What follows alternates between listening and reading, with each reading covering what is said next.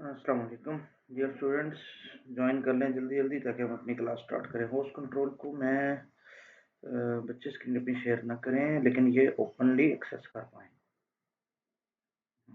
ये ज़्यादा बेहतर है। ठीक है,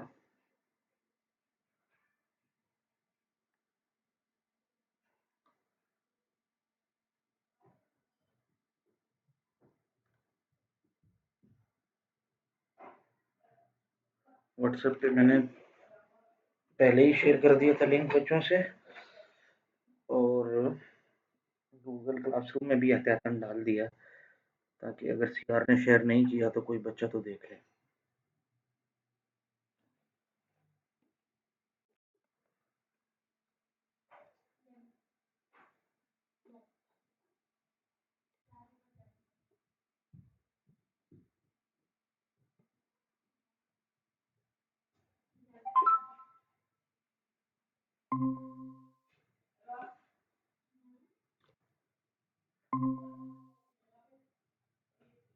अस्सलाम वालेकुम रहमतुल्लाह। बच्चों कैसे हैं? बिलाल और सैयद हसान कैसे हैं बेटा आप?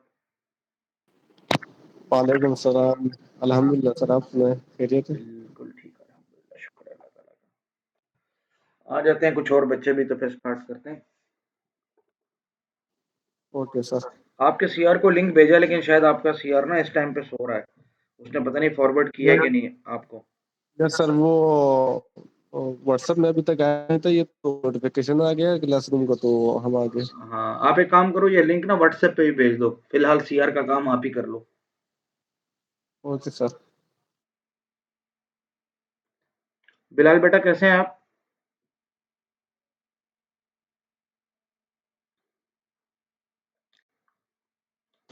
वालेकुम अस्सलाम सर। कैसे हो बेटा? ठीक ठाक हो? अल्हम्दुलिल्लाह, आप सुनाएं। अल्लाह का शुक्र है बेटा, अल्लाह आप लोगों को आफियत से रखे, खुश रखे।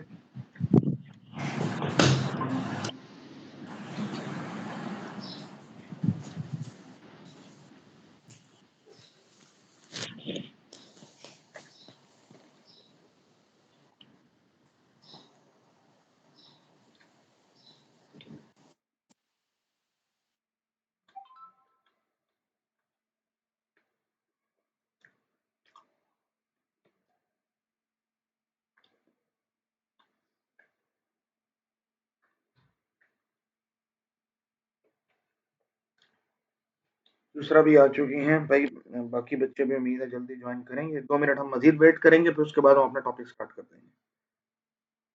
जो टॉपिक हम पढ़ रहे हैं वो आपने उनकी कुछ रिवीजन वगैरह कर रहे हो कि नहीं? एक्सरसाइज के क्वेश्चन कर रहे हो कि नहीं?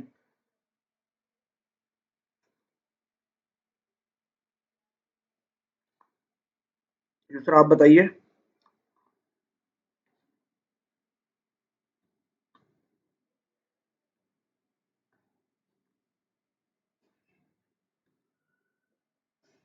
दूसरा आप मौजूद हैं कि नहीं?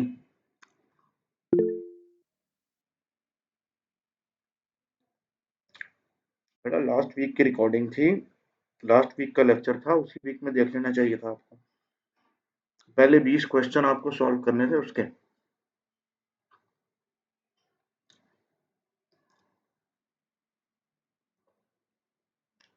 चलें ठीक है।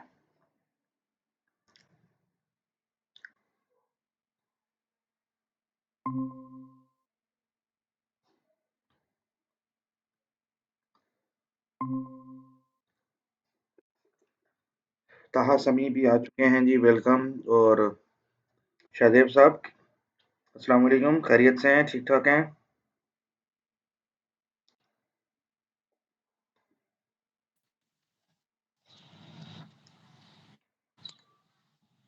अस्सलाम वालेकुम सर, कैसे हो? ठीक ठाक। अल्हम्दुलिल्लाह, वालेकुम अस्सलाम, शुक्र है अल्लाह ताला का। ताहा आप ठीक हो बेटा?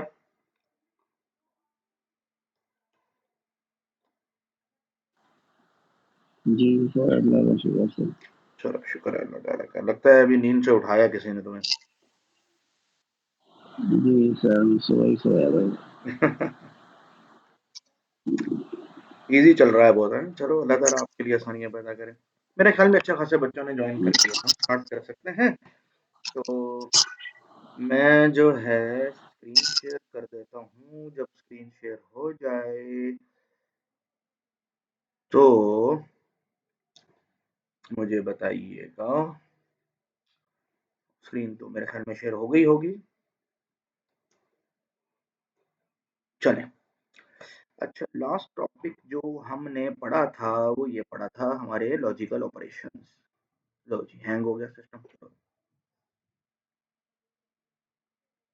हाँ, ही गया, आखिर वापस आ गया। ठीक है, तो ये तो हमने एंड और नॉट एक्सओर वगैरह भी पढ़ लिए थे। मेकिंग डिसीजंस के लिए हमने कंडीशनल ब्रांचिंग भी पढ़ ली थी, तो 2.7 का ये वाला पार्ट तो हमने पढ़ लिया था, और इफ एल्स वाला काम भी यही हमने सॉल्व किया हुआ है साथ बुक के अंदर ही। तो हमें अभी देखना है लूप्स को, कि भाई लूप किस तरीके से इम्प्लीमेंट होते हैं। देखिए, आपको याद होगा जब हम प्रोग्रामिंग फंडामेंटल्स पढ़ रहे थे तो हमने आपको लूप शुरू करने से पहले सिंपल सिंपल इफ और गो टू स्टेटमेंट के जरिए अनकंडीशनल और कंडीशनल ट्रांसफर ऑफ कंट्रोल के जरिए हमने आपको some lines of code repeat करने का मेथड बताया था।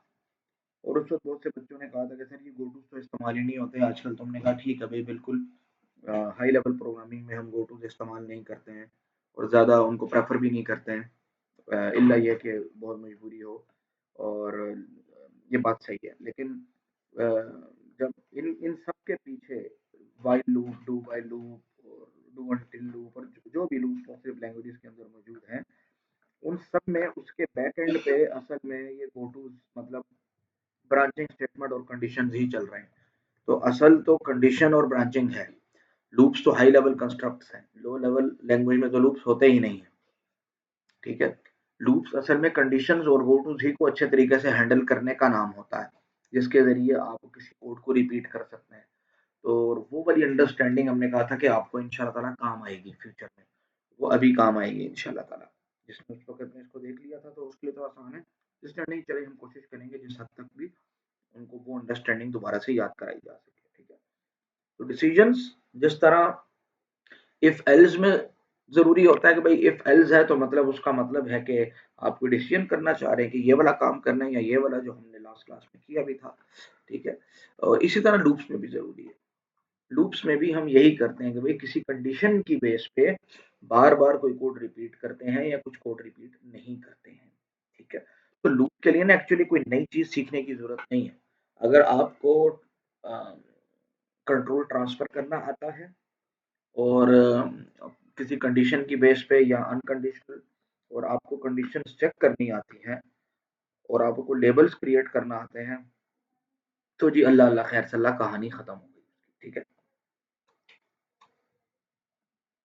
तो देखते हैं कि एक सिंपल लूप कैसे बनता है, व्हाइल लूप। तो थोड़ा सा इसको एक्सपेंड करते हैं ताकि मेरे लिखने की जगह बने। ठीक है, तो भाई एक लूप है, while save of I is equal to k, I plus is equal to 1। तो ये एक स्टेटमेंट I प्लस प्लस को हमने रिपीट करना है सम नंबर ऑफ टाइम्स। अच्छा, तो this is the body of loop, और ये वो कंडीशन है जिसकी बेस पे हमने कंट्रोल ट्रांसफर करना है, मतलब बार बार इसको एग्जीक्यूट करना है और बस। ठीक है, तो इसमें सबसे पहला काम ये होगा कि हम देखें कि ये आई के और सेव कहाँ कहाँ है। हमें क्वेश्चन के अंदर गिवन है कि भाई, मैं साथ साथ इसको हाईलाइट करता जाऊं कि आई जो है ये x22 के अंदर है, आई जो है हमारे पास। ठीक है, और हमारे पास के जो है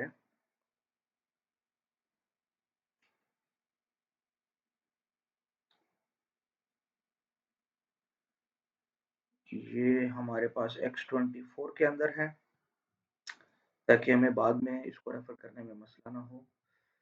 और हमारे पास सेव जो है, यानी जो सेव नाम की एरे है, इसका जो बेस एड्रेस है ये हमारे पास मौजूद है x25 के अंदर। ये तीन चीजें हमें पता है। अच्छा, लेकिन ith लोकेशन पे सेव की वैल्यू नहीं है, और जब तक ith लोकेशन पे सेव एरे की वैल्यू हमारे पास किसी रजिस्टर में नहीं आएगी, हम उसको कंपैरिजन नहीं कर पाएंगे, क्योंकि हमारे पास जो कंपैरिजन करने के लिए इंस्ट्रक्शन है वो एक्चुअली दो रजिस्टर्स पे काम करती है। हमने कहा ठीक है, हम इसको थोड़ा सा देखना चाहेंगे कि पहले हमें एक्चुअली सेव की वैल्यू लेकर आनी है। तो सेव तो एक एरे है, हाँ, सेव तो एक एरे है मेमोरी के अंदर सेव के नाम से, ठीक है, जिसके अंदर बहुत से इंडेक्स हैं एंड सो ऑन, और इसका नाम है सेव। और सेव असल में इस बेस एड्रेस का नाम है जहां से ये एरे स्टार्ट हो रही है। तो सपोज इस ब्लॉक का एड्रेस है 1008, सपोज इट इज 1008, तो अगले ब्लॉक का एड्रेस होगा, अगर ये लॉन्ग इंट है तो 8 बाइट्स का ही होगा, लॉन्ग इंट है तो 1016, फिर अगला 1024 एंड सो ऑन, ठीक हो गया। तो हमें ith लोकेशन पे वैल्यू चाहिए, मतलब ith इंडेक्स पर, और हर ब्लॉक का साइज है 8। तो इसका मतलब पहले तो मुझे ये एड्रेस के अगर किसी रजिस्टर के अंदर रखना है, किसी रजिस्टर के अंदर एड्रेस रखना है, तो मुझे बेस एड्रेस को ऐड करना पड़ेगा इंडेक्स से, और खाली इंडेक्स से नहीं, actually index multiply by block size. तो भाई ये सारे काम करने वाले हैं। इन कामों को करने के लिए पहले मुझे इंडेक्स को base address sorry block size से मल्टीप्लाई करना है। तो इंडेक्स मेरे पास जो आई है ये मौजूद है x22 में। तो पहला काम मेरा ये होगा कि मैं मल्टीप्लाई करूंगा, तो मल्टीप्लाई करने के लिए जो मेरे पास बेस इंस्ट्रक्शन मौजूद है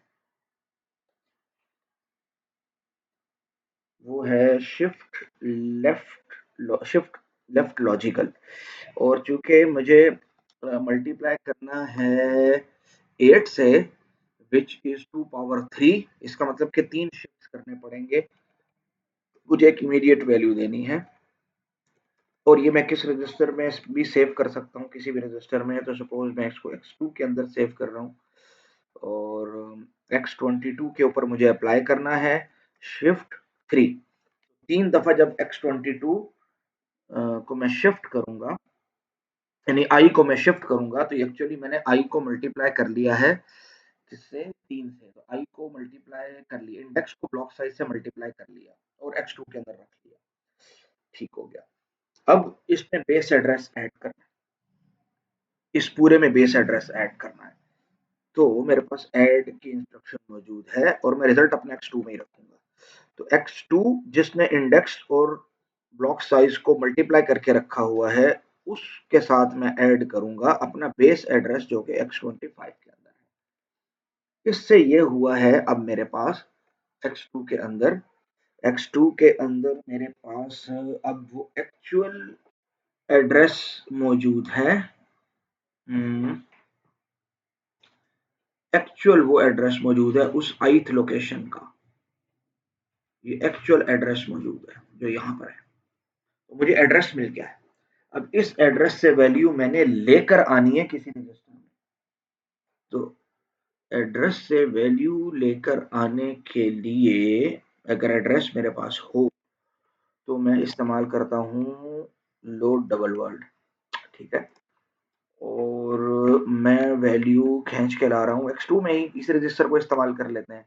भाई किस एड्रेस से वैल्यू लानी है, भाई x2 एड्रेस पर जो वैल्यू मौजूद है उससे लानी है, लेकिन ये जरूरी होता है कि हमको इमीडिएट वैल्यू दें। भाई यहाँ तो किसी इमीडिएट वैल्यू देने की जरूरत ही नहीं है, ये तो x2 में तो पूरा कैलकुलेटेड एड्रेस है, जो पूरा एड्रेस कैलकुलेट हुआ है इस फार्मूला के जरिए, वो सारे का सारा एक्चुअली में x2 रजिस्टर के अंदर मौजूद है।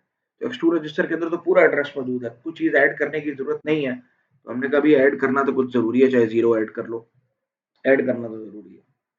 तो अब हमारे पास क्या हुआ, x2 के अंदर ना वैल्यू आ चुकी है सेव ऑफ i की, ठीक है। जिस तरह i की वैल्यू x22 के अंदर है, k की वैल्यू x24 के अंदर है, बेस एड्रेस की वैल्यू x25 के अंदर है। भाई सेव i की वैल्यू जो है हमारे पास अब ये x2 के अंदर आ चुकी है, तो सेव i की वैल्यू हमारे पास x2 के अंदर आ चुकी है। ठीक हो गया। अब मुझे इन्हीं दोनों को कंपेयर करना है। अब मुझे ना अपना मैकेनिज्म बनाना है लूप का, कि भाई जब भी लूप चलता है तो पहले तो वो सेव आई को k से कंपेयर करता है, लेकिन सेव आई आएगा पहले, फिर ही उसे कंपेयर करेगा। सेव आई आएगा, उसे कंपेयर करेगा। तो सेव आई यहां इन 3 स्टेटमेंट के जरिए आ गया, इसके बाद इनको कंपेयर किया जा रहा है, सेव आई को कंपेयर किया जा रहा है। तो हम कंपेयर करेंगे k से, और k कहाँ मौजूद है, सेव आई x2 के अंदर मौजूद है, तो x2 को कंपेयर करेंगे। और कंपेयर किससे करेंगे, k के साथ, विच इज इन x24। और अगर ये इक्वल हैं तो आगे जाएं, इक्वल नहीं है तो लूप के बाहर। जब जैसे ही कंडीशन फॉल्स होती है, एक्चुअली ये कंडीशन जैसे ही फॉल्स होगी तो कंट्रोल ट्रांसफर हो जाएगा लूप के बाहर अगली स्टेटमेंट पे, जो भी लूप के बाहर अगली स्टेटमेंट होगी। तो मुझे actually condition is equal to की नहीं लगानी, नॉट इक्वल टू की लगानी है, कि भाई अगर ये कंडीशन इक्वल नहीं है तो लूप से बाहर चले जाओ, लूप के एंड पे चले जाओ, जहां भी लूप खत्म हो रहा है, कहीं भी लूप खत्म हो रहा है। इसलिए मुझे कंडीशन लगानी है branch if not equal to, if x2 is not equal to x24, अगर ये इक्वल नहीं है तो इसका मतलब मुझे लूप से बाहर जाना है। तो लूप से बाहर मुझे एक लेबल चाहिए, सपोज एग्जिट के नाम से। इसका मतलब मुझे एक एग्जिट के नाम से लेबल चाहिए जहां पे मैं चला जाऊं। तो अगर इक्वल नहीं होगा तो यहाँ पे आ जाएगा। तो ये सारी कंडीशन जो यहाँ से यहाँ तक लगी हुई है, ये एक्चुअली में save of I is equal to के लिए है। तो लूप एक्चुअली आपका यहीं से स्टार्ट हो चुका है, ठीक है। तो यहाँ पे एक लेबल लगा दें लूप का, कि भाई इस जगह पे लूप है।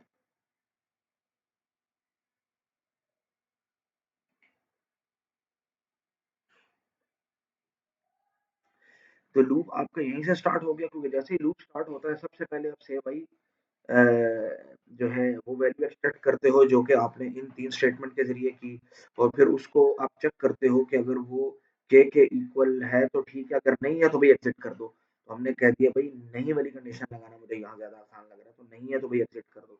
यहाँ नीचे जगह आ जाएगी एक्चुअली बॉडी लिखने की, बॉडी स्टेटमेंट हम यहाँ लिखते हैं। बॉडी स्टेटमेंट में कुछ भी नहीं है भाई, आई के अंदर हमें कुछ रिपीट कराना है, ठीक है। तो बॉडी स्टेटमेंट तो इतनी मुश्किल नहीं है,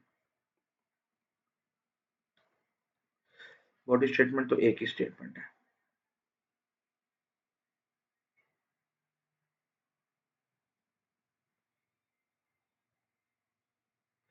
बॉडी स्टेटमेंट में हम क्या लिखेंगे कि i is equal to I plus 1, यानी i रजिस्टर x22 में हमें 1 ऐड करवाना है, और रिजल्ट x22 में ही रख लेते हैं, क्योंकि जाहिर बात है i के अंदर ही सेव कराना है ये रिजल्ट। तो i is equal to I plus 1 है, तो x22 यानी i के अंदर x22 प्लस 1 रिजल्ट सेव कराना है। और ये चूंकि ऐड करके करवाना है और इमीडिएट वैल्यू ऐड हो रही है, तो ऐड आई इंस्ट्रक्शन लिखेंगे। अच्छा, हमारा मैकेनिज्म पूरा हो गया लूप का, कि भाई व्हाइल लूप है। सबसे पहले हम इन 3 लाइंस के जरिए, इंस्ट्रक्शंस के जरिए ये कैलकुलेट करते हैं, यानी x save of I memory से लेकर आते हैं, फिर उसे हम कंपेयर करते हैं कि वो इक्वल है कि नहीं। अगर वो इक्वल नहीं है तो हम एग्जिट कर देते हैं, और अगर इक्वल है तो सिंपली बॉडी स्टेटमेंट एग्जीक्यूट हो जाएगी। लेकिन बॉडी स्टेटमेंट तो बार बार एग्जीक्यूट होनी चाहिए, क्योंकि कंडीशन बार बार देखनी चाहिए। इसका मतलब कि एक्चुअल में जब बॉडी खत्म हो जाती है तो कंट्रोल ट्रांसफर हो जाता है स्टार्ट ऑफ द लूप पे। तो यहाँ मुझे एक इंस्ट्रक्शन देनी है जो मुझे लूप के स्टार्ट पे भी लेकर जाए, और यहाँ अब अनकंडीशनल ट्रांसफर ऑफ कंट्रोल होना चाहिए। तो अनकंडीशनल ट्रांसफर के लिए हमने आपको बताया था कि आप ये इस्तेमाल करोगे, BEQ X0 X0 लूप, या JL भी इस्तेमाल कर सकते हैं, ठीक है। खाली भी इस्तेमाल कर सकते हैं, लेकिन वो बेस इंस्ट्रक्शन नहीं है, ठीक है, वो सूडो इंस्ट्रक्शन है, that is not an actual hardware level instruction.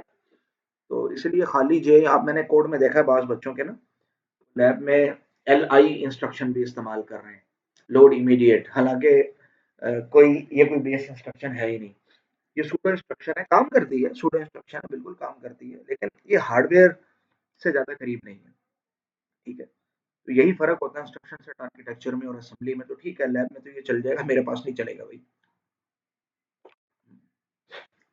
कोशिश करो लैब में भी उसके बगैर ही काम करो, ताकि कोई सूडो इंस्ट्रक्शन ना हो, बल्कि प्योर इंस्ट्रक्शन से हम इस बात को समझें, ठीक है। तो भाई ये हमारे पास आ गया, अब इसको मैं मुख्तलिफ कलर कर देता हूँ ताकि पता चले कि मुख्तलिफ पोर्शन है।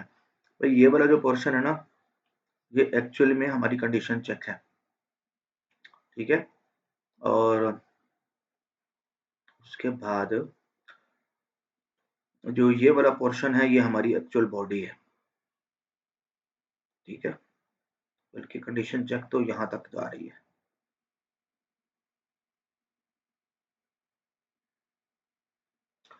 और बॉडी लूप की ये है,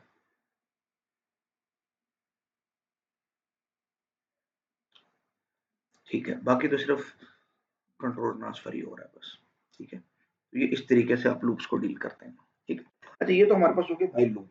अच्छा, फॉर लूप को भी आप एक्चुअली व्हाइल लूप के फॉर्म में लिख सकते हो। वो किस तरीके से लिख सकते हो मैं बताता हूँ। सपोज आपके पास कोई फॉर लूप है और वो इस तरीके से लिखा हुआ है, for I is equal to 1, I is less than n, I plus plus. तो अगर आप गौर से देखें तो इसी चीज को आप ऐसे लिख सकते हो कि भाई शुरू में I is equal to 1 है, फिर while I is less than n, आपने कुछ काम करना है, जो भी बॉडी है वो एग्जीक्यूट करें, फिर I प्लस प्लस कर दीजिएगा, ठीक है। तो यहाँ भी जाहिर बात है बॉडी स्टेटमेंट तो होगी ही। तो देखें ये दोनों एक्चुअली में सेम ही काम कर रहे हैं, तो इसीलिए जब आप while लिख सकते हैं तो आप for भी लिख सकते हैं, क्योंकि हाई लेवल कंस्ट्रक्ट्स हैं। तो बेस लेवल पे तो एक्चुअली बस क्या होना है भाई, कंडीशन चेक होनी है लूप से पहले, तो ये दोनों इक्विवेलेंट है ना। और ये I इज इक्वल टू 1 तो वैसे भी लूप से पहले की स्टेटमेंट होती है, वो तो हम लूप से पहले लिख सकते हैं, ठीक है। और ये I प्लस प्लस हमें पता है कि एक्चुअली ये हमने पढ़ा था जब हम फॉर लूप पढ़ रहे थे कि बॉडी स्टेटमेंट के बाद एग्जीक्यूट होता है। तो इसीलिए ना फॉर लूप को अलग से पढ़ाने की जरूरत नहीं है। कोई भी लूप अगर आप व्हाइल लूप लिख सकते हैं तो आप फॉर लूप भी लिख सकते हैं, ठीक है। बस ये है कि अब आप थोड़ा सा खुद से काम करना शुरू कर दें और जो एक्सरसाइज के क्वेश्चन उनको सॉल्व करें, क्योंकि अगर आप एक्सरसाइज के क्वेश्चन सॉल्व नहीं करेंगे तो आपको बातें समझ नहीं आएंगी, ठीक है। अच्छा, मैं ये एक्सपेक्ट कर रहा हूँ कि आप लोग ना मुझे कोई क्वेश्चन है तो वो बोल दोगे, लेकिन आप बोल नहीं रहे हो। तो इसके दो मतलब हैं, एक तो ये कि आपको सब समझ में आ रहा है, तो ये तो बहुत अच्छी बात है, ठीक है, आपके लिए और मेरे लिए भी अच्छी बात है। और अगर समझ नहीं आ रहा है और फिर भी क्वेश्चन नहीं कर रहे हो तो भाई फिर अपने माँ बाप का पैसा क्यों ज़ाया कर रहे हो। आपको क्वेश्चन करना है मेरे बच्चों मुझसे, ठीक है, ताकि अगर मुझे कुछ आपको समझाना पड़े तो मैं आपको समझा दूँ, मेरी मेरी ये ड्यूटी है। तो क्वेश्चन ज़रूर किया करो भाई, ठीक है। चलें, ये हो गया। अब क्योंकि ये बात आपको समझ में आ गई, तो मैं ये चाहता हूँ कि पहले एक बात आपको और समझा दूँ, फिर उसके बाद मैं आपको कोई टास्क देता हूँ। अच्छा, ये लिखा हुआ कि अभी तक हमने ना दो स्टेटमेंट पढ़ी, branch if equal to and branch if not equal to. लेकिन जाहिर बात है लेस देन ग्रेटर देन के लिए भी तो हमारे पास इंस्ट्रक्शंस होंगी ना। तो द टेस्ट फॉर इक्वलिटी और inequality is probably the most popular test, but there are many other relationship between two numbers, they can be less than, they can be greater than, ये सारे operation हो सकते हैं, ठीक है। तो जैसे a for loop may want to test if the index variable is less than 0, ठीक है, और जाहिर बात है उसको लेस देन ग्रेटर देन की कंडीशन चेक करनी पड़ती है। तो हमारे पास मौजूद हैं ये सारी इंस्ट्रक्शंस, लेस देन के लिए भी और ग्रेटर देन के लिए भी। तो हमारे पास इंस्ट्रक्शन मौजूद है, branch if less than and branch if greater than equal to, ठीक है, branch greater than equal to, ठीक है। तो BLT और BGE इंस्ट्रक्शन मिल जाए। अच्छा, मजे की बात ये कि ये समझती हैं कि जो रजिस्टर जिनको दिए जाएंगे वो साइंड होंगे, मतलब उनमें जो लेफ्ट मोस्ट बिट है वो साइन का बिट है। अगर आप ये कंसिडर करना चाहते हैं कि भाई वो सारे के सारे को ना डाटा मानो, तो हमारे पास अनसाइंड के लिए भी मौजूद है BLTU और BGE2, सॉरी U। ये रजिस्टर का काम भी यही है कि branch if less than and branch if greater than equal to.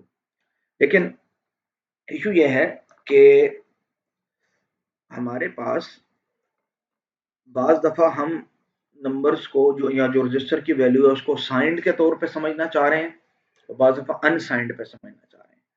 अगर हम साइंड रखेंगे तो साइंड में क्या होता है कि लेफ्ट मोस्ट बिट आपका अगर नंबर नेगेटिव है तो 1 होता है, बाकी जो से भी बिट्स हों, और अगर वो लेफ्ट मोस्ट बिट 0 है तो इसका मतलब वो नंबर पॉजिटिव है। तो इसका मतलब ये होगा कि BLT जो या BGE इंस्ट्रक्शन जो है, अगर लेफ्ट मोस्ट बिट 1 है तो उस नंबर को लेस देन समझेगा, और अगर लेफ्ट मोस्ट बिट 0 है तो उसको 1 वाले से बड़ा समझेगा, क्योंकि वो पॉजिटिव नंबर है, ठीक है।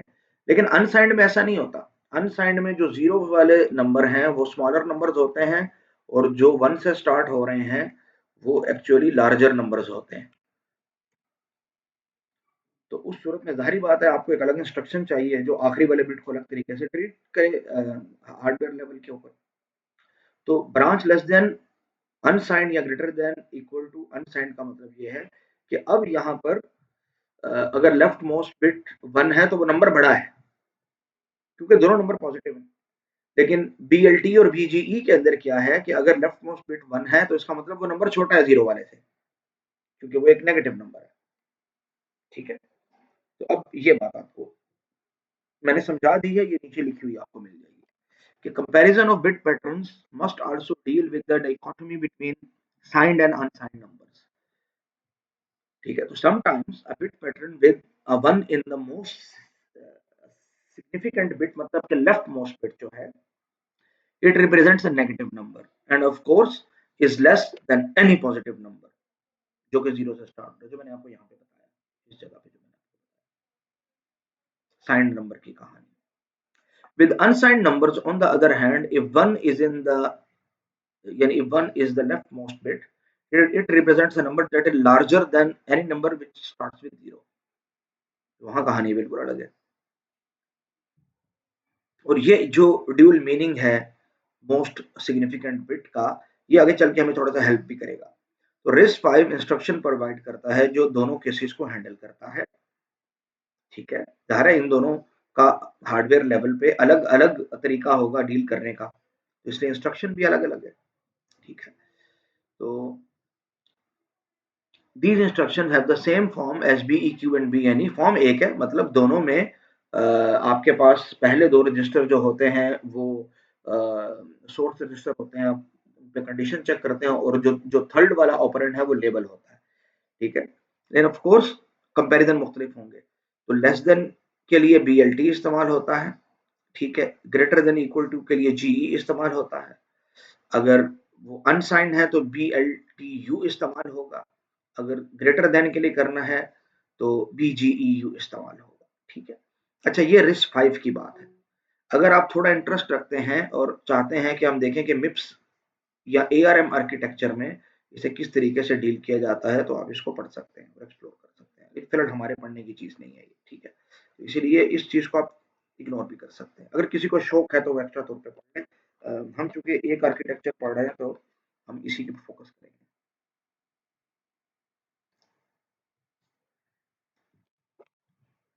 अब जब भी हम इफ देन एल्स इस्तेमाल करते हैं ना, तो एक्चुअली यही चीजें इस्तेमाल हो रही होती हैं उसके अंदर, यही इंस्ट्रक्शन इस्तेमाल हो रही होती है। ठीक है, अब जो कि ये बात हमने कर दी है, इंस्ट्रक्शन सारी आपको बता दी हैं, तो अब मैं चाहूंगा कि मैं एक सी का कोड लिखूं यहाँ पर और आप मुझे उसका इक्विवेलेंट बताएं RISC-V का कोड। तो sum is equal to 0 and for I is या हम C के फॉर्म में लिख लेते हैं, I is equal to 0, I is less than n and I plus plus, and what you have to do is just one thing, sum is equal to sum plus I, that's it। और semicolon भूल गया हूँ assembly तो देखते देखते हो जाता है, उम्र कभी तकाजा और हो भी जाता है। तो भाई ये क्वेश्चन है जो आपके सामने मौजूद है, ये सी का क्वेश्चन है। इसको सिर्फ इस पार्ट ऑफ कोड को आप मुझे RISC-V के कोड में बदल के देंगे और अभी बदल के देंगे। जो भी आंसर होगा वो आप उसको मुझे चैट में लिख भेजें। क्वेश्चन नोट कर लें कि क्वेश्चन भी मैं चैट में ही भेज देता हूँ ताकि मैं उधर ही फोकस करूँ। ठीक है,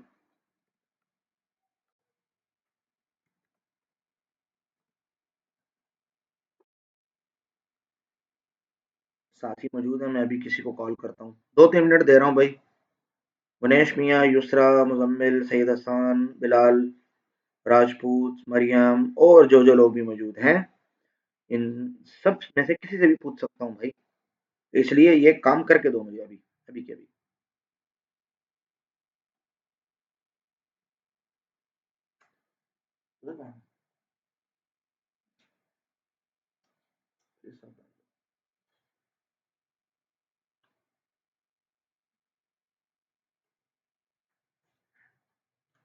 जकी मियाँ एक टास्क दी है, अभी करके देनी है, शाबाश।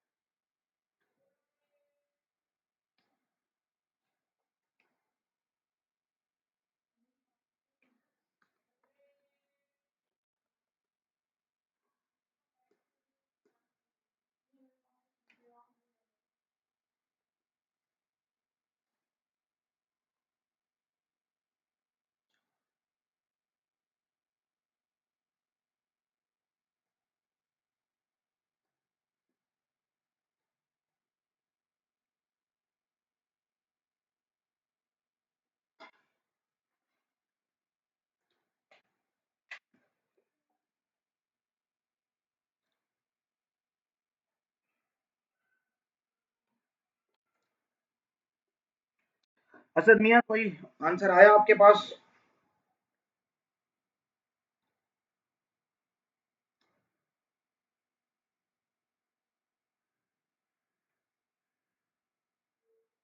असद होश में हो, मौजूद हो भाई, प्रेजेंट हो के सिर्फ ज्वाइन किए हो?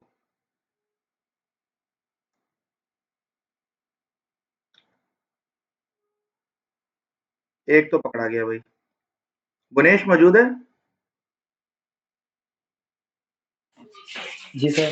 ठीक है भाई, तू पकड़ा गया। बिलाल अहमद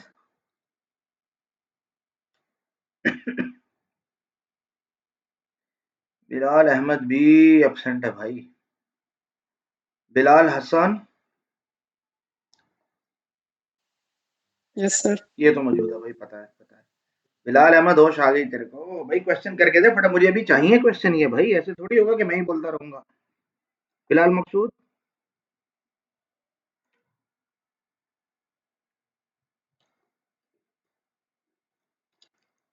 बिलाल ताहिर, हिज हाईनेस हम्माद साहब। हाँ होश आ गई तुझे बिलाल? हाँ शाबाश शाबाश शाबाश।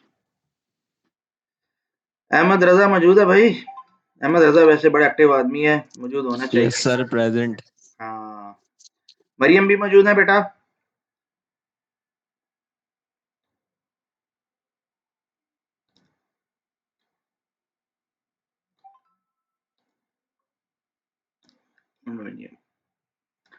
मरियम भी नहीं है।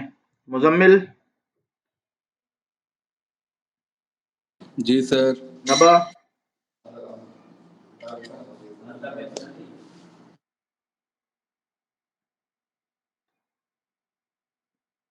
नबा भी नहीं है शायद।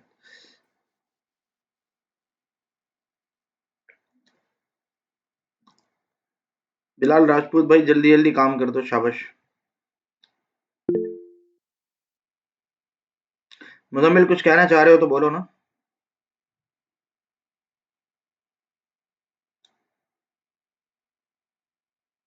सैयद मोहम्मद मुबश्शिर,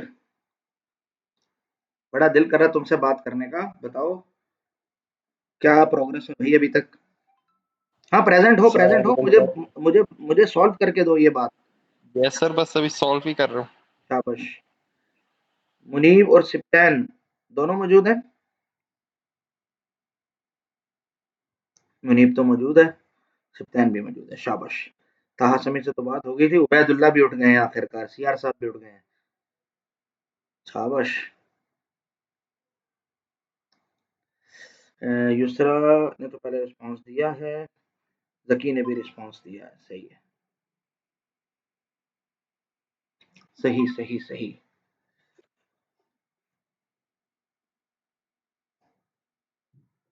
वालेकुम अस्सलाम उबैदुल्लाह। काम हो गया तो भाई बताएं।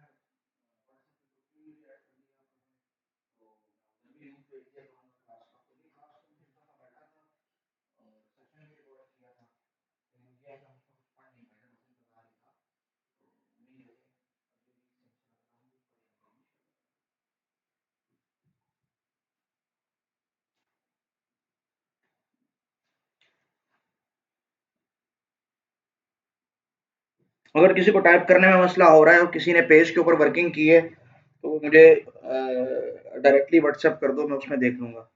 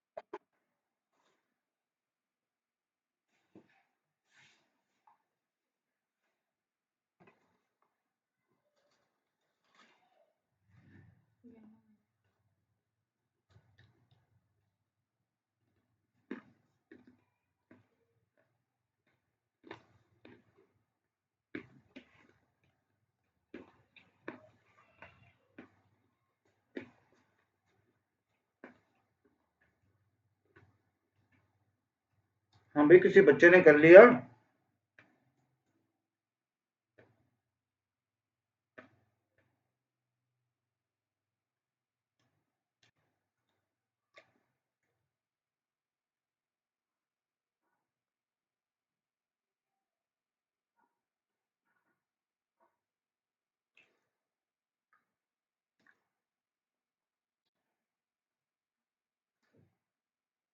कोई मसला नहीं, आपने कर लिया तो आप मुझे भेज दीजिए, बाकी मैं डिस्कस तो कर ही लूंगा इंशाल्लाह ताला आपसे।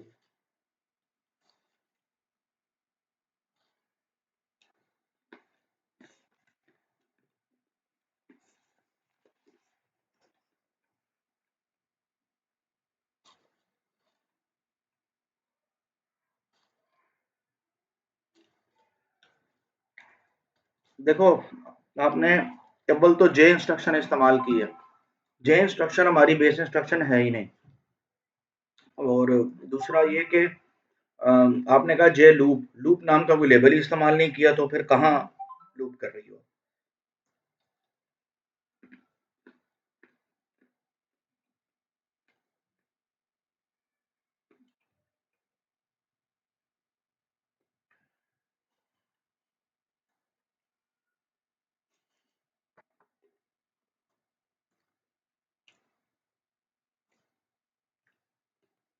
बिलाल ने भी एक आंसर भेजा मुझे। चलिए अब मैं थोड़ा सा डिस्कस करता हूँ। देखें, अव्वल तो ये कि आपको ये सम आई और एन के लिए कोई ना कोई वेरिएबल्स चाहिए, ठीक है, यानी कोई रजिस्टर चाहिए। तो सपोज सम हमारे पास मौजूद है x2 में, और आई मौजूद है हमारे पास x3 में, और n मौजूद है हमारे पास x4 में सपोज, ठीक है। ये हमने अपने आसानी के लिए कर लिया। तो initially sum is equal to 0, तो sum is equal to 0 which means x2 को हमें कोई वैल्यू देनी है। तो ऐड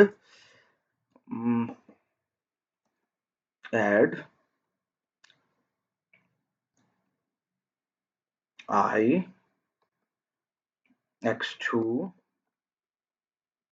x0 and x0, ठीक है। तो 0 प्लस 0 इज 0, तो हमने एक्चुअली ये असाइन किया है x2 को 0, मतलब सम को हमने 0 असाइन किया है, ठीक है। और बल्कि खाली 0 भी लिख सकते थे क्योंकि ऐड आई इस्तेमाल किया है ना, अगर ऐड होता तो फिर हम x0 लिखते। और फिर हमने एक लूप शुरू करना है जिसमें आई, अच्छा लूप से पहले i इज इक्वल टू 0 भी होगा, तो same add i x3 comma x0 comma 0, तो ये हमने i इज इक्वल टू 0 लिखा। अब हम लिखेंगे अपना लूप यहाँ से स्टार्ट कर रहे हैं, और हम कह रहे हैं किसी कंडीशन की बेस पे हमने कंट्रोल ट्रांसफर करना है। तो if i is less than n iteration करते रहो, अगर i लेस देन नहीं है बल्कि ग्रेटर देन इक्वल टू है तो लूप खत्म कर दो। तो branch if greater than equal to, ठीक है, what if I means x3 is greater than equal to x4, तो कंडीशन फॉल्स हो जाएगी, तो मैं एग्जिट वाले लेवल पे चला जाऊंगा, जहां भी एग्जिट वाला लेवल होगा, एग्जिट वाला लेवल जहां भी होगा। अब जिसके दरमियान मुझे लिखनी है बॉडी स्टेटमेंट में sum is equal to sum plus I, means add करना है x2 में रिजल्ट, क्योंकि सम में ही सेव होगा, x2 यानी सम का एडिशन और i विच इज x3,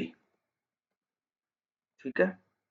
और आपको i प्लस प्लस यानी i is equal to i plus 1, तो ऐड i करना है x3 में, x3 और 1। तो भाई ये बन गया मेरे पास ये वाला लूप, ठीक है। शुरू में आपने सम इज इक्वल टू 0 करना था, तो हमने सम यानी x2 के अंदर 0 असाइन कर लिया, यानी आप आसानी के लिए इसको ऐसे समझ लो कि सम का मतलब तो x2 है ना, ठीक है, सम का मतलब तो x2 है, ताकि आपको ये कोड और ना लगे, ठीक है। और i का मतलब x3 है,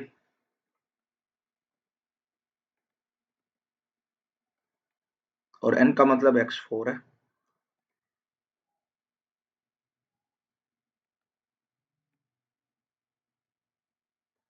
अब आपको ये साथ अच्छी तरह से लिंक हो जाएगा। तो सबसे पहले हमने x2 को 0 कर दिया, फिर x3 को 0 कर दिया, फिर हमने कहा कि अगर x3 greater than equal to है 4 से, तो इसका मतलब कंडीशन फॉल्स हो जाएगी, तो आप लूप खत्म कर देना, वरना लूप की बॉडी एग्जीक्यूट करना। तो लूप की बॉडी के अंदर दो काम है, सबसे पहले तो x2 is equal to x2 plus x3, और फिर x3 के अंदर 1 ऐड करना। और उसके बाद एक चीज रह गई कि भाई जब लूप की बॉडी खत्म होती है तो कंट्रोल दोबारा लूप के स्टार्ट पे जाता है, और यानी आपको जे एल भी लिख सकते हो, और ब्रांच इज इक्वल टू भी लिख सकते हो। x0 एक्सेल में x0 के ही इक्वल होता है हमेशा, तो आपको लूप पे जाना है। तो ये कंट्रोल ट्रांसफर करने के लिए है, क्योंकि जैसे ही बॉडी खत्म होगी तो कंट्रोल वापस शुरू में ट्रांसफर होता है, यानी किस स्टेटमेंट के बाद कंट्रोल यहाँ ट्रांसफर होता है, और ये वाली स्टेटमेंट एक्चुअली इस जगह पे एग्जीक्यूट हो रही होती है। तो ये बॉडी का लास्ट पार्ट होती है। तो बॉडी के बाद कंडीशन चेक होती है, तो जैसे ही बॉडी पूरी हो जाएगी तो उसके बाद हम कंट्रोल ट्रांसफर कर देंगे शुरू में, जहां दोबारा से कंडीशन चेक होगी। तो इस तरह से कहीं जाके पूरा हो रहा है। ठीक है, कुछ समझ में आया है कि भाई नहीं? तो देखो ये होता लॉजिकली है थोड़ा सा, लेकिन इसमें थोड़ा सा जरा आपको मेहनत करनी पड़ती है, चीजों को देखना पड़ता है। समझ आ गया भाई कि नहीं?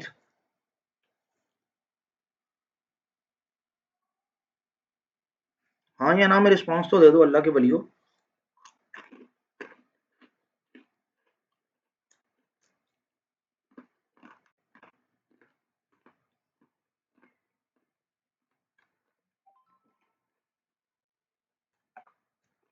सही भाई। अच्छा, एक और टास्क आपको देना चाह रहा हूँ, जो कि होती है स्विच केस के लिए। तो स्विच केस जिस तरह से हमारा होता है,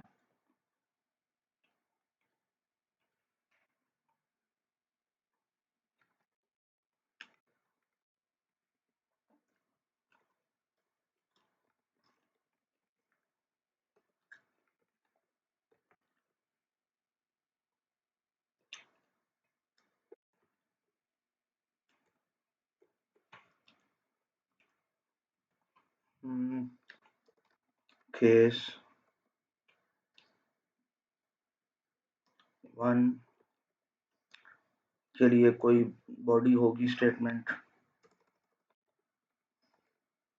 और इन बॉडी स्टेटमेंट के बाद ब्रेक किया जाएगा। ठीक है, एक बहुत ज़्यादा फॉन्ट साइज बड़ा है तो उसको हम स्मॉल कर लेते हैं, ताकि मैं कम से कम आपके लिए क्वेश्चन तो लिख सकूं। ठीक है, और केस 2 है हमारे पास, उसकी भी कोई बॉडी स्टेटमेंट होंगी, कोई भी हो सकती है। ठीक है, और फिर उसको भी ब्रेक कर देना है हमने, और फिर डिफॉल्ट केस होता है हमारे पास,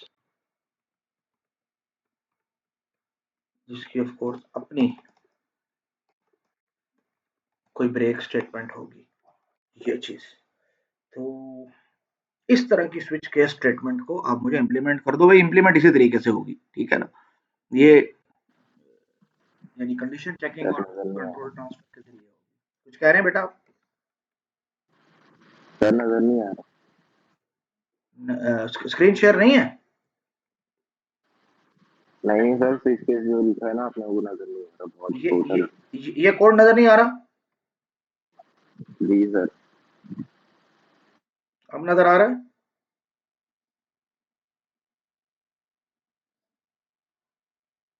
अब तो नजर आ रहा है भाई।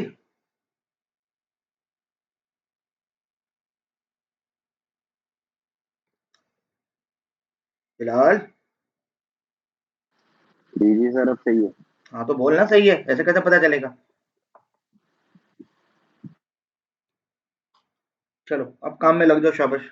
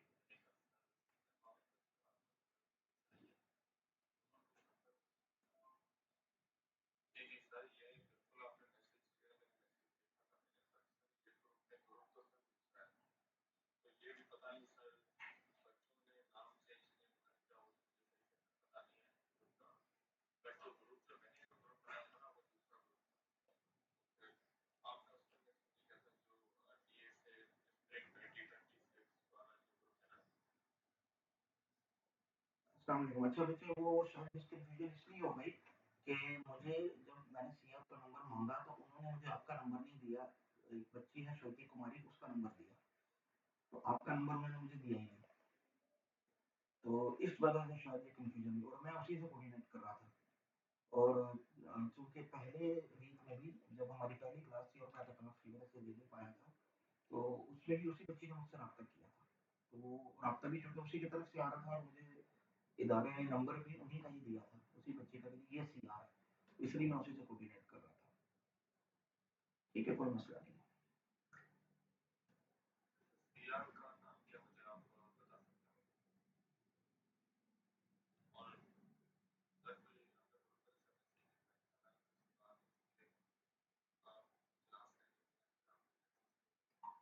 बाकी ये भी ख्याल रखिएगा कि असल चीज़ तो एलएमएस होती है ना, व्हाट्सएप तो अनऑफिशियल होता है, वैसे भी सिर्फ असिस्टेंस के लिए होता है, हम यूज़ करेंगे इंशाल्लाह उसको, लेकिन ऑफिशियल जो कम्युनिकेशन है वो एलएमएस पे होती है, और एलएमएस पे तकरीबन बहुत सारे बच्चे जो है वो एनरोल हो चुके हैं।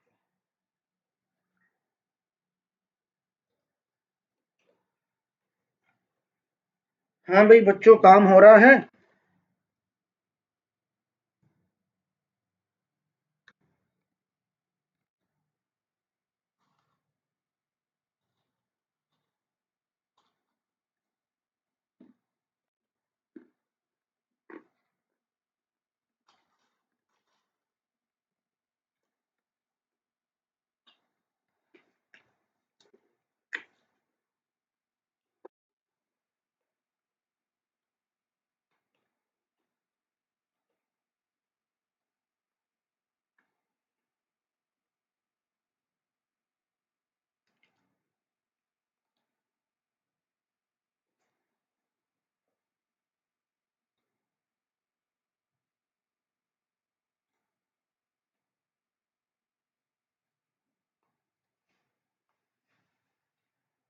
मुबशर बेटा, ये लैब के कोर्स में तो एल आई वाली इंस्ट्रक्शन लोड इमीडिएट इस्तेमाल कर लेना, लेकिन याद रखना ये असेंबली में किसी दर्जे में चल जाएगी।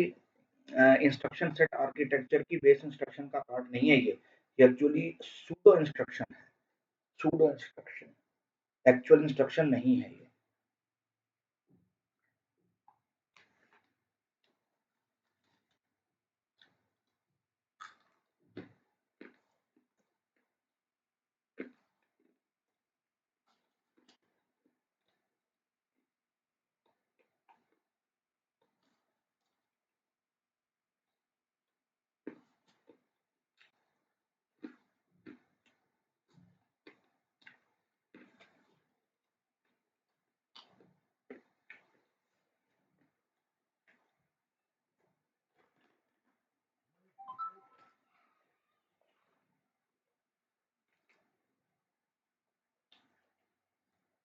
लैब में ये चीजें माफ इसलिए हैं कि उनका फोकस सिर्फ असेंबली पढ़ाना है। हमने चूंकि थोड़ा सा हार्डवेयर लेवल पे जाके चीजों को देखना है, इंस्ट्रक्शन सेट आर्किटेक्चर को देखना है, सिर्फ असेंबली नहीं देखनी है, तो जो एक्चुअल इंस्ट्रक्शन सेट है उसको देखना है। इसलिए हमारे यहाँ ये गलती माफ नहीं होगी, लैब में माफ है।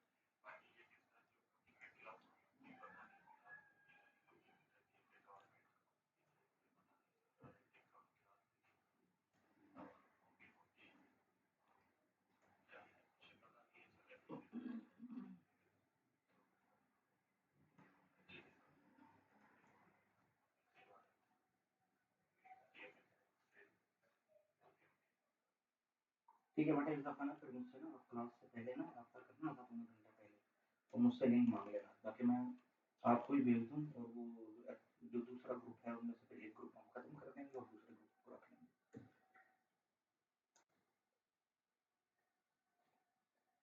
भाई उबैदुल्ला ने आंसर भेजा है। उबैदुल्ला कह रहे हैं कि पहले तो आप किसी टेम्पोररी रजिस्टर में 1 सेव कर दें ताकि i इक्वल टू 1 हो जाए। इसका मतलब आप T0 रजिस्टर को i कह रहे हो, बिल्कुल सही है। फिर आप कह रहे हो कि भाई अगर तो S1 में वैल्यू इक्वल है T0 के,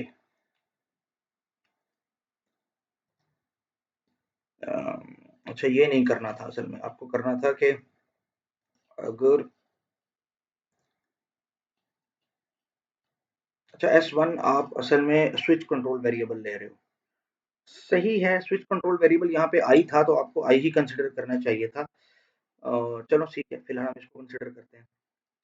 तो आप केस 0 पे आप केस 1 पे चले जाओ, नहीं तो आप अच्छा आपने ना ऐड कर दिया, आपको किसने कहा कि i को आप 1 कर दो? आप i को 1 नहीं करोगे ना, आप सिंपल कंडीशन लिखोगे। असल में अपने बहुत सी चीजें खुद से एज्यूम कर ली हैं। और केस 1 में आप अनकंडीशनल कंट्रोल ट्रांसफर लास्ट में कर रहे हो, ये सही बात है। डिफॉल्ट में करने की जरूरत नहीं थी क्योंकि वो वैसे ही आगे आ जाता, डिफॉल्ट में ब्रेक लिखने की जरूरत नहीं थी। और बाकी बॉडी तो स्टेटमेंट हमने मेंशन ही नहीं किया, तो आपने अपनी मर्जी से कोई बॉडी स्टेटमेंट मेंशन कर दी है, आप उसको कमेंट लगा के छोड़ सकते थे। तो सही है, काफी हद तक तो किसी दर्जे में सही है, किसी दर्जे में सही है।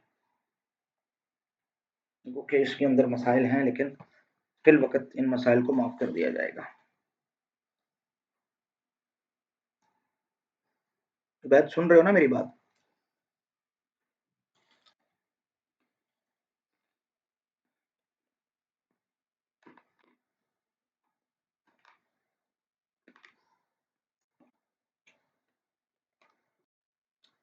और कोई बच्चा?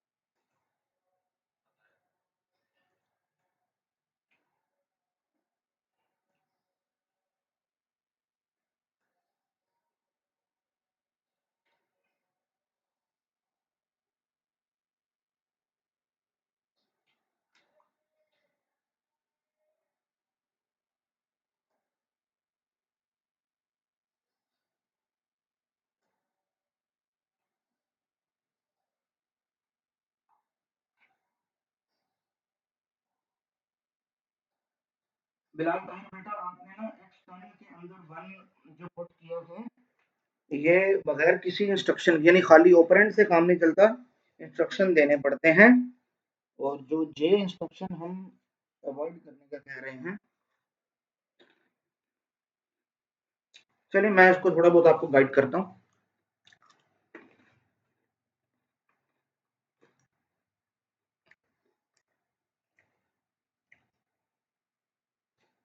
तो बिलाल ने भी भेजा है और अच्छी एफर्ट लग रही है, बस अभी टाइम चूंकि थोड़ा सा ऐसा है तो मैं जरा फटाफट खाली जगह ढूंढ रहा हूँ असल में, कहीं ना कहीं लिखने के लिए कुछ ना कुछ। यहाँ से स्टार्ट करता हूँ।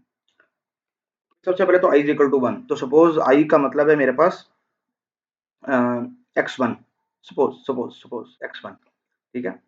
और x1 के अंदर हम 1 जो है li इंस्ट्रक्शन असल में बैकएंड पे ये है कि x0 और x1 में ऐड करूंगा तो 1 ही आ जाएगा, तो वो x1 में ऐड कर दिया मैंने, ठीक है।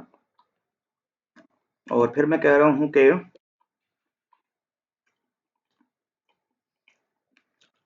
एक और वेरिएबल लेता हूँ जिसके अंदर जिसको मैं loop control switch control variable बनाऊंगा। तो सपोज उसको मैं नाम दे रहा हूँ x2, तो उसको भी मैं 1 ही रख रहा हूँ फिलहाल, ठीक है। और क्योंकि i इज इक्वल टू 1 है, तो ये जो स्टेटमेंट है असल में ये i इज इक्वल टू 1 के लिए मैंने रखी है, ठीक है। और ये सिर्फ i से कंपेयर करने के लिए, सॉरी 1 से, टू कंपेयर एनीथिंग विद 1। बल्कि एक मिनट, इसकी जरूरत ही क्या है। हमने कहा कि हमारे पास i वेरिएबल मौजूद है जो x2 है, ठीक है। तो हाँ, ठीक ठीक ठीक ठीक ठीक ठीक, सही है। हम इसको कंपैरिजन के लिए रखेंगे, ठीक है ना, to compare anything with x2 से कंपेयर करने के लिए। और फिर हम कहते हैं कि ब्रांच इफ इक्वल टू, तो branch if loop control variable है x2 इक्वल टू x1, यानी अगर ये 1 के इक्वल है तो केस 1 पे चले जाओ, ठीक है। और केस 1 हमने अलग से कहीं बनाया होगा, केस 1 अलग से हमने एक लेबल बनाया होगा उसका, और उसके अंदर जो भी बॉडी स्टेटमेंट होगी भी हमने मेंशन नहीं की। और फिर ब्रेक करना है। ब्रेक का मतलब ये है कि बी EQ x0 एंड, बल्कि JAL सिंपल इस्तेमाल कर लेता हूँ, एंड। तो एंड ऑफ दिस थिंग, जो भी एंड होगा इस थिंग का, ठीक है, वहां चले जाएंगे हम। तो भाई सबसे पहले हमने कहा कि i is equal to 1, i is equal to 1। और फिर हमने ये कहा कि भाई अगर तो केस 1 है ना, मतलब x2 x1 के इक्वल है, मतलब i 1 के इक्वल है, तो उस सूरत में आप चले जाएं कहां पर, केस 1 पे। और केस 1 में जो भी उसकी बॉडी एग्जीक्यूट करके हम जंप कर देंगे एंड पर, ठीक है। ये एक बात हो गई।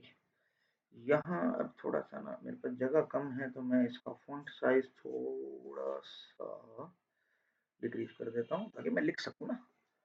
अच्छा, अगली बात ये कि अगर i की वैल्यू 1 हो जाती है तो उस सूरत में क्या होगा। i की वैल्यू नहीं, मतलब हाँ, i की वैल्यू नहीं, जिसके साथ हम कंपेयर कर रहे हैं, मतलब x1 की वैल्यू 1 होती है, मतलब अगर ये मैच कर जाती है तो हम कहते हैं कि अगर लेकिन पहले इसकी वैल्यू को 2 करना जरूरी है 1 से। तो ऐड i, हम पहले ऐड क्यों लिख लिया, ऐड i लिखना चाहिए था, ठीक है। ऐड i x1 x1 1, तो मतलब x1 के अंदर अगर अब आ चुका है 2, तो branch if equal to x2 x1, मतलब अगर अब i2 के बराबर होता तो केस 2 पे जाते आप। और केस 2 पे जाने का मतलब क्या है, केस 2 पे जाने का मतलब ये है कि जो भी उसकी बॉडी होगी वो एग्जीक्यूट होगी, और फिर आपको जंप करना है अनकंडीशनली टू द एंड, ठीक है।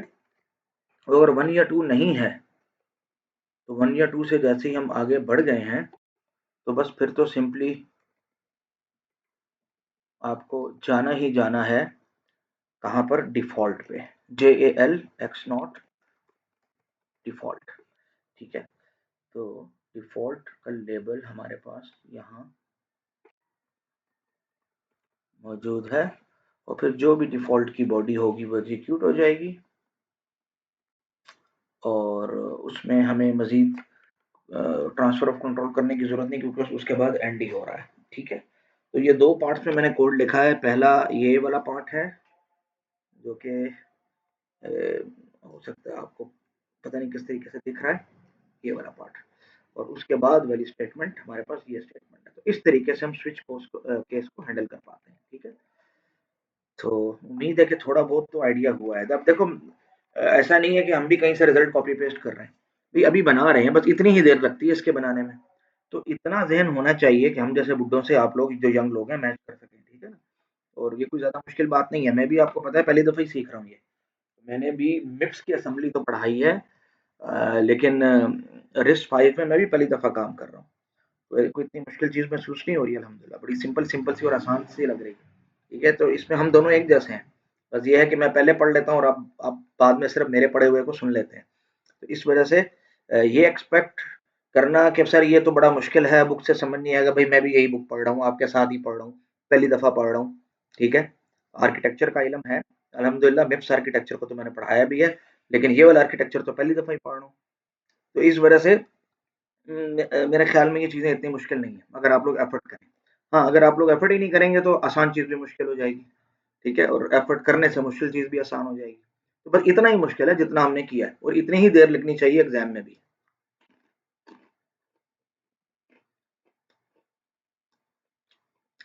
कहाँ गए हो बच्चों? अहमद तुम कुछ रिस्पॉन्स नहीं दे रहे हो आज, बुत बन के बैठे हुए हो।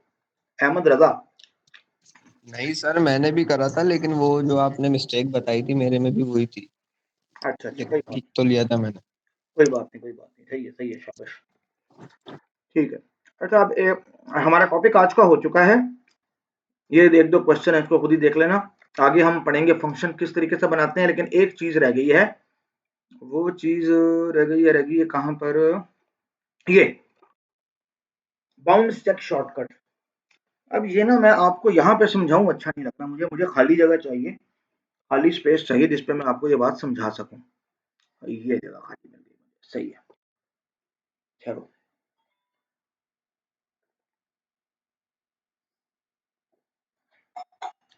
पहले तो ये बात समझो कि भाई हम जब हमने एरे को एक्सेस करना सीखा। अच्छा, ऐसा हो सकता है कि हम ना ऑफसेट गलत कैलकुलेट कर दें, और जब हम ऑफसेट गलत कैलकुलेट करते हैं तो उसका मतलब हम एरे की ऐसी वैल्यू को एड्रेस करना चाह रहे हैं जो एक्चुअली एरे का पार्ट ही नहीं थी। जैसे आपने सपोज इंडेक्स -1 लिख दिया, या टोटल 10 वैल्यूज थी तो 0 से 9 तक इंडेक्स होना चाहिए था, आपने 15 इंडेक्स लिख दिया, तो वो तो इंडेक्स आउट ऑफ बाउंड हो गया ना। तो वो तो अलाउ ही नहीं होना चाहिए था, क्योंकि वो लोकेशन तो एक्चुअली किसी और जगह की लोकेशन है मेमोरी में, जहां कोई और वैल्यू रहती होगी। तो इसीलिए बहुत सी लैंग्वेजेस अपने कोड में ये चेक रखती हैं कि इंडेक्स कहीं आपने आउट ऑफ बाउंड तो नहीं लिख दिया। तो हमें भी इंडेक्स आउट ऑफ बाउंड को चेक करना होगा अपने तौर पर अपने कोड में, कि भाई इंडेक्स हमारा जो भी होगा वो 0 तो हो सकता है, लेकिन जो मैक्सिमम लिमिट होती है एरे की उससे कम ही होना चाहिए। यानी अगर हमारे पास एक 10 वैल्यूज की एरे है तो उसका इंडेक्स 0 से 9 तक होना चाहिए। ठीक है, तो जो भी इंडेक्स है हमारा आई इंडेक्स, ठीक है, it should be greater than equal to 0, but it must be less than n। अगर इससे कोई दूसरी वैल्यू हम एक्सेस करना चाह रहे हैं तो हो सकता है सिस्टम हमें अलाउ कर दे, एरर ना दे। ठीक है, लेकिन वो हमारी एरे का पार्ट ही नहीं होगी, तो हमारे रिजल्ट्स मिसलीडिंग हो सकते हैं, जैसे हमने सी में भी देखा था। क्योंकि देखो होता क्या है कि बेस एड्रेस के साथ ऑफसेट ऐड हो रहा होता है, तो अगर ऑफसेट गलत कैलकुलेट हुआ है तो वो किसी ऐसी जगह से मेमोरी से वैल्यू लेकर आएगा जो कि आपकी एरे का पार्ट ही नहीं होगी। आप समझोगे कि आपकी एरे का पार्ट थी, आपका रिजल्ट सही आना चाहिए, लेकिन नहीं आएगा। तो इसलिए ये चेक्स आपको खुद लगाने होते हैं। हाई लेवल लैंग्वेजेस में ये चेक्स खुद से लगे होते हैं, लो लेवल में आप खुद लगाते हैं। ठीक है, पाइथन में आप इस तरह करोगे वो आपको इंडेक्स आउट ऑफ बाउंड दे देगा, जावा में आपको दे देगा, लेकिन सी में ये आपको कोई और वैल्यू उठा के दे देगा। तो ये थोड़ा सा फर्क होता है। तो अब हमें इसके लिए, अब ये जो चीज है ना, इसके लिए हमें काफी ज्यादा कंडीशन चाहिए। ठीक है, हमें कंडीशन चाहिए, यानी हमें एक तो ये चेक करना है कि हमारी आई की वैल्यू जो है ये ग्रेटर देन इक्वल टू 0 हो, और दूसरा आई की वैल्यू हमारी लेस देन n हो। या अगर हम ये कहना चाहें कि क्या ना हो, तो हम ये कहना चाहेंगे कि आई की वैल्यू 0 से कम ना हो, मतलब नेगेटिव ना हो, और आई की value greater than equal to ना हो n से। तो ये दोनों काम नहीं होने चाहिए। अगर ये दोनों काम हो रहे हैं, ये दोनों काम नहीं होने चाहिए। अगर ये दोनों काम हो रहे हैं तो भाई एरर आना चाहिए। ठीक है, तो हमें दो कंडीशन इसके लिए चाहिए। पहली कंडीशन ये कि branch if less than, what less than I जिस रजिस्टर में भी है, सपोज x1 में है, ठीक है, तो अगर वो x0 से कम है तो आप एक ऐसे लेवल पे जाओ जहां हमने इंडेक्स आउट ऑफ बाउंड्स का एरर का कोड रखा हुआ है। ठीक है, और दूसरा ये कि if I is greater than equal to, ठीक है, branch if greater than equal to x1 किस से, n से, और सपोज n हमारे पास x2 के अंदर सेव है, तो एरर वाले कोड पे चले जाओ। तो हमें मल्टीपल कंडीशन चाहिए। लेकिन लेकिन अब आपको मैं वापस ऊपर लेकर जाता हूँ। कह रहे हैं कि treating signed numbers as if they were unsigned, it gives us low cost way of checking if something is between 0 and the upper bound, which matches the index out of bound array check for arrays। तो कहते हैं कि ये जो हमने कहा ना कि साइंड और अनसाइंड के लिए अलग अलग तरीका कार है, और वो जो अलग अलग तरीका, और वो क्यों है, क्योंकि लेफ्ट मोस्ट बिट अलग तरह से बिहेव करता है। साइंड नंबर्स के लिए अगर लेफ्ट मोस्ट बिट ऑन हो तो वो नंबर छोटा होता है 0 वाले नंबर से, और अगर और साइंड बिट में अगर लेफ्ट मोस्ट बिट ऑन हो तो वो उन सब नंबर से बड़ा होता है जो कि 0 से स्टार्ट हो रहे हैं। ठीक है, दोनों में बिहेवियर बिल्कुल अलग है। और कहा कि ये अलग बिहेवियर जो है ये हमें फायदा दे रहा है। और ये उसने कहाँ कहा था हमें फायदा दे रहा है भाई, ये उसने हमें यहाँ कहा था कि we will soon take the advantage of this dual meaning of the most significant bit, मतलब कि left most bit, to reduce the cost of the array bounds checking। कि array bounds check तो कम कॉस्ट में भी calculate हो सकता है। उसके लिए दो कंडीशन चेक करने की जरूरत नहीं है भाई, ये दो कंडीशन चेक करने की जरूरत नहीं है।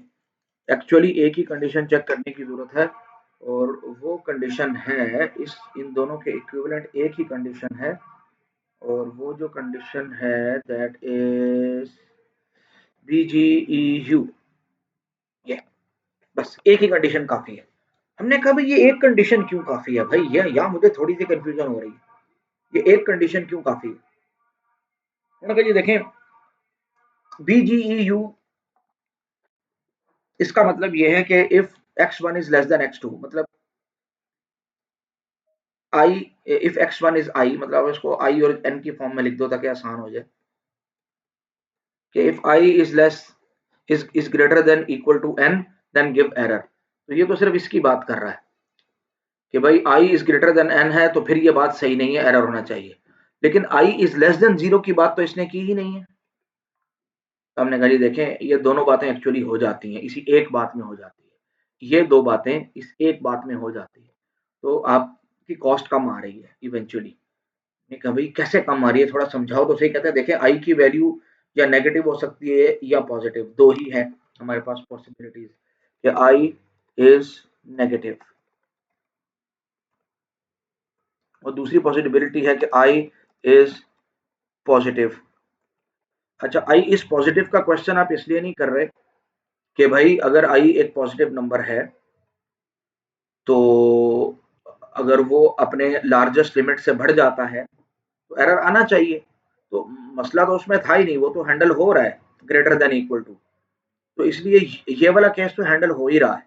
असल मसला है कि आई इज नेगेटिव कैसे हैंडल हो रहा है, इसी कंडीशन में जहां actually greater than equal to upper की लिमिट हमने कहा है, लेकिन वो आई इज लेस देन भी आप कह रहे हैं हैंडल हो रहा है। हमने कहा जी देखें, बात ये है बड़ी सिंपल सी बात है कि अगर आई नेगेटिव है तो आपसे कुछ सवाल करना चाह रहे हैं। कौन कौन से सवाल जी? पहला सवाल, मुझे बताएं कि साइन बिट ऑन है कि नहीं आई का।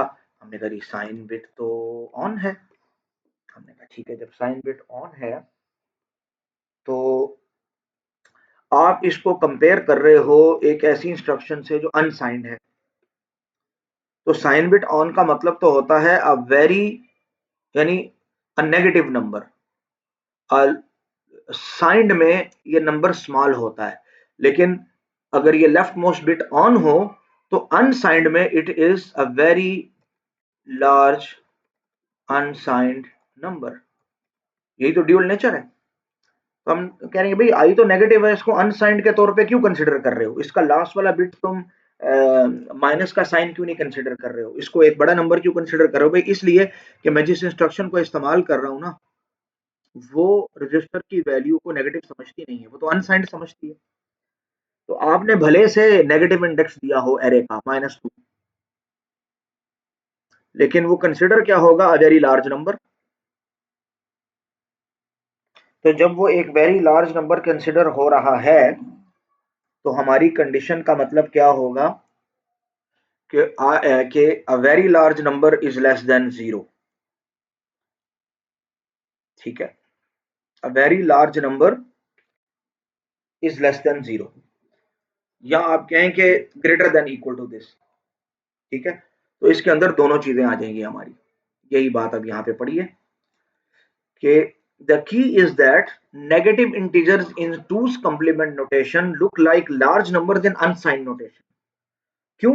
The most significant bit is the sign bit in unsigned, but large part of the number it is in unsigned. Thus an unsigned comparison of x is less than y checks x is negative as well. तो ये x को negative के तौर पर भी check कर ही लेता है। ठीक है, आपने जब ये लिखा है कि BGEUIN, तो इसका मतलब ये है कि branch greater than equal to error if i is greater than n।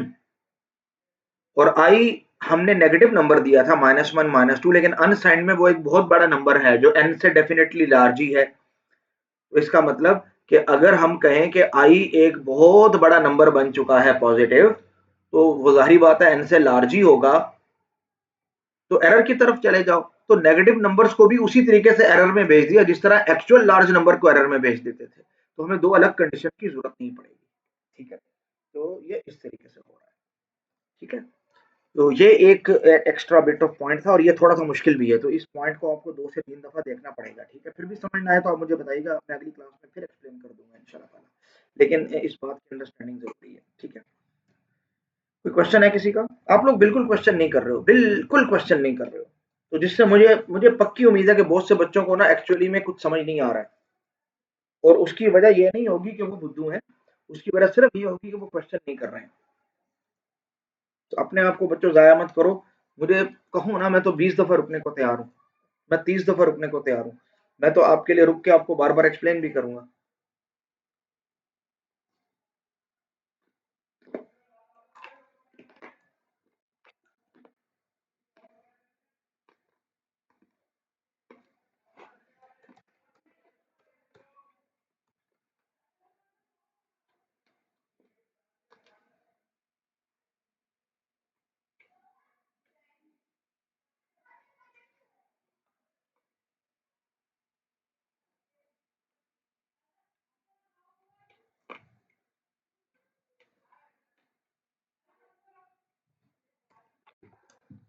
ठीक है भाई, अल्लाह करे कोई क्वेश्चन ना हो।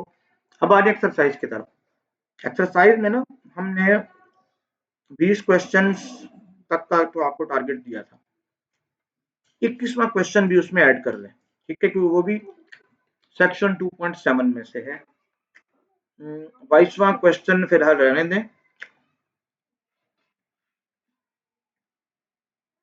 23वां क्वेश्चन शामिल कर लें।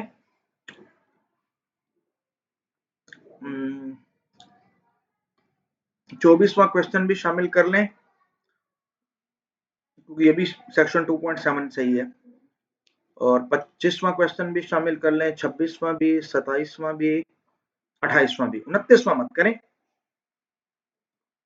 ठीक है, जहां सेक्शन 2.8 है वो आप क्वेश्चन ना करें, क्योंकि वो अभी हमने प्रोसीजर शुरू करने हैं।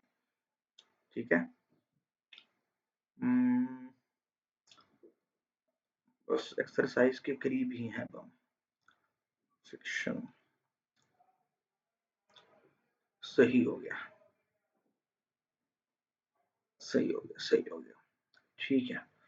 तो भाई एक्सरसाइज बहुत इंपॉर्टेंट है एग्जाम पॉइंट ऑफ व्यू से, मैं पहले से बता रहा हूँ, आपका पेपर अब बनने का वक्त करीब है, तो एक्सरसाइज का कोई क्वेश्चन भी माफ नहीं है।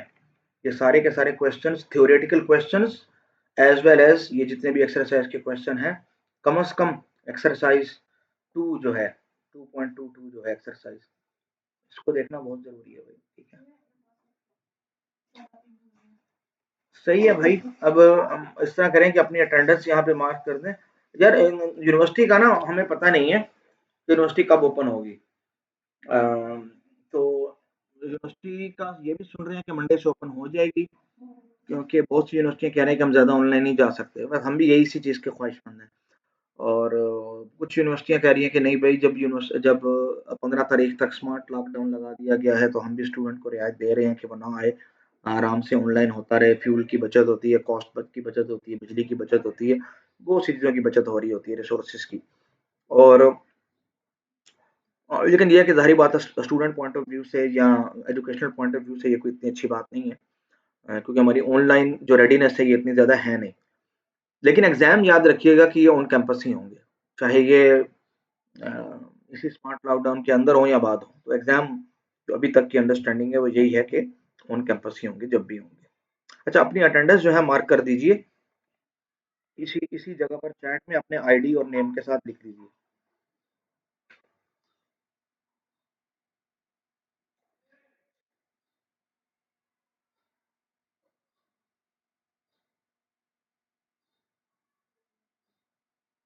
और देखो किस तरह से रिप्लाई आ रहा है, देखा किस तरीके से सारे होश में आ गए। अल्लाह के बंदे, अल्लाह करे मुझे आने दो इंशाल्लाह, अल्लाह मुझे ज़िंदगी दे, तुम लोगों के कान एक दफ़ा खींचने हैं ज़रूर।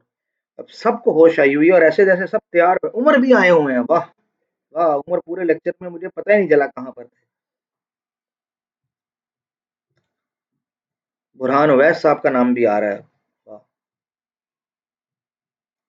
कमाल है ना।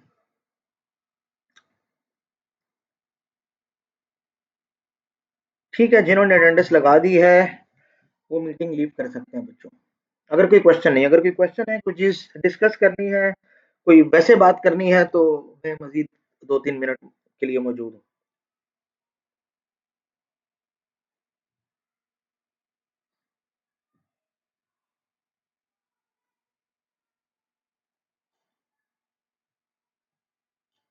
अल्लाह हाफ़िज़ बेटा।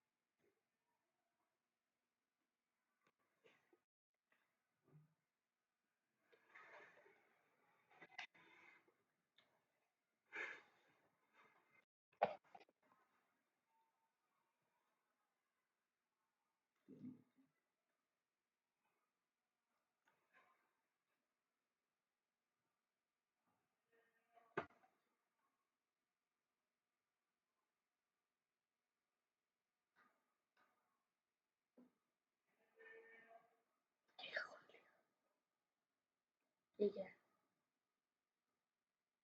हसन उस्ताद तो भी सामने आया, बोल पा रहा था ना। हाँ जी, हाँ जी, हाँ जी। ये वैसे मैं ही बोल रहा था, बस ये हमारे बड़े उस्ताद का बस थोड़ा हाथ था पीछे, वो स्लाइड आगे पीछे कर रहे थे, बोल मैं रहा था।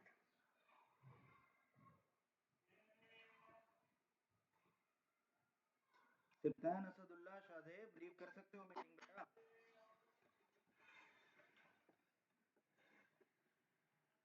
के ज्वाइन करके भूल गए थे,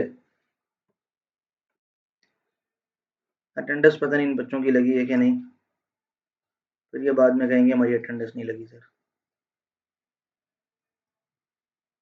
देखो ना, तीनों सोए हुए हैं, अटेंडेंस भी शायद नहीं लगाई इन्होंने, वाह। चलें, ठीक है, अल्लाह हाफिज।